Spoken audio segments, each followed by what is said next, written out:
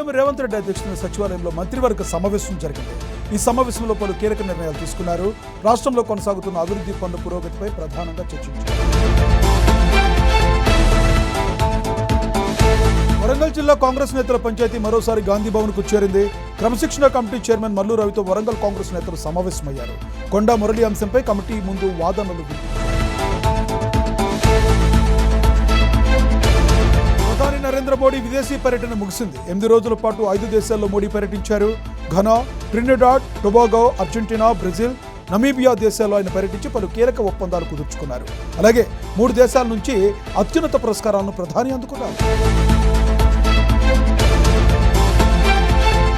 ఇందిరమ్మ ఇళ్ల నిర్మాణ పథకంలో ఎంపీలకు 40% కోటా కేటాయించాలని ఎంపీ రఘునందన్ రావు సీఎం రేవంత్ రెడ్డిని కోరారు. ఈ మేరకు రఘునందన్ రావు సీఎంకు ఇవాళ బహిరంగ లేఖ రాశారు. మాజీ సీఎం కేసీఆర్ ఇవాళ మరోసారి సోమాజిగూడ యశోద ఆసుపత్రికి వెళ్లారు. వైద్యుల సూచనల మేరకు హెల్త్ చెకప్ చేసుకున్నారు. కేసీఆర్ వెంట ఆసుపత్రికి హరీష్ రావు దంపతులు, కేటీఆర్ దంపతులు కూడా వెళ్లారు. సీఎం చంద్రబాబు మాస్టర్గా మారారు. ప్రభుత్వ పాఠశాలలో విద్యార్థులకు పాఠాలు చెప్పారు. ఈ రోజు ఉదయం పుట్టపర్తిలోని కొత్త చెరువు జడ్పీ స్కూల్లో చంద్రబాబు విద్యార్థులతో ముచ్చటించారు. అనంతరం మాస్టర్గా మారి వారికి బోధించారు. ఇవాళ హరీష్ రావు కాళేశ్వరం విచారణ వాయిదా పడింది.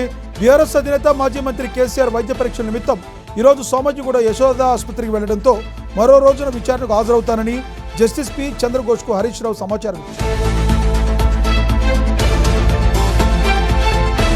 కుకట్పల్లిలో కల్తీ కల్లు బాధితుల ఆరోగ్యంపై నిమ్స్ ఆసుపత్రి తాజాగా హెల్త్ బులెటిన్ విడుదల చేసింది. కల్తీ కల్లు సేవించి మొత్తంగా 31 మంది ఆసుపత్రిలో చికిత్స పొందుతున్నారని పేర్కొన్నారు. అందులో 27 మంది పరిస్థితి ఆందోళనగా ఉందని తెలిపారు. మరో 4గురికి డయాలసిస్ ట్రీట్మెంట్ కొనసాగుతుందని వెల్లడించారు. కుకట్పల్లి కల్తీ కల్లు ఘటనలో పోలీసులు దర్యాప్తు ముమ్మరం చేశారు. కల్తీ కల్లుకు పాల్పడిన 7 నిందితులను అదుపులోకి తీసుకుని విచారిస్తున్నారు. 5 కల్లు కాంపౌండ్ల నుంచి ఎక్సైజ్ శాఖ అధికారులు శాంపిల్స్ సేకరించి నారాయణగూడ ఎక్సైజ్ ల్యాబ్కు పంపారు. మల్నాడు రెస్టారెంట్ డ్రగ్ పార్టీ కేసులో ఈగల్ టీం దర్యాప్తును ముమ్మరం చేస్తుంది. 9 పబ్స్ పైన ఈగల్ టీం కేసులు నమోదు చేస్తుంది. వచ్చే వారం తమ ఎదుట హాజరు కావాలని పబ్ యజమానులకు నోటీసులు అందించారు. హెచ్సీఏ ఎస్ఆర్హెచ్ వివాదంలో 5గురు అరెస్ట్ అయినట్టుగా సిఐడి వెల్లడించింది.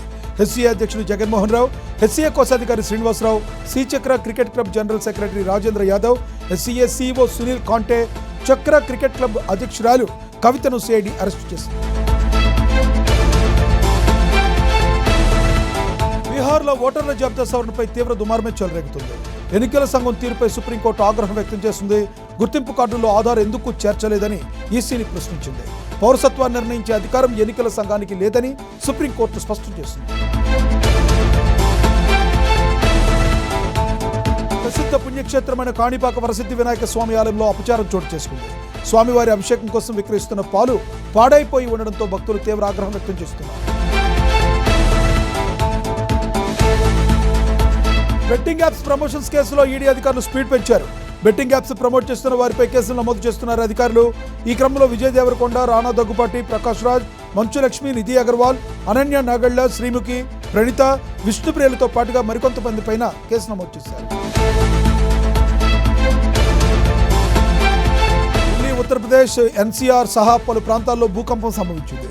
భూకంప తీవ్రత రెక్టర్ స్కేల్పై 4.1గా నమోదైంది. 10 సెకండ్ల పాటు భూమి కంపించడంతో జనాలు భయభ్రాంతులకు గురయ్యారు.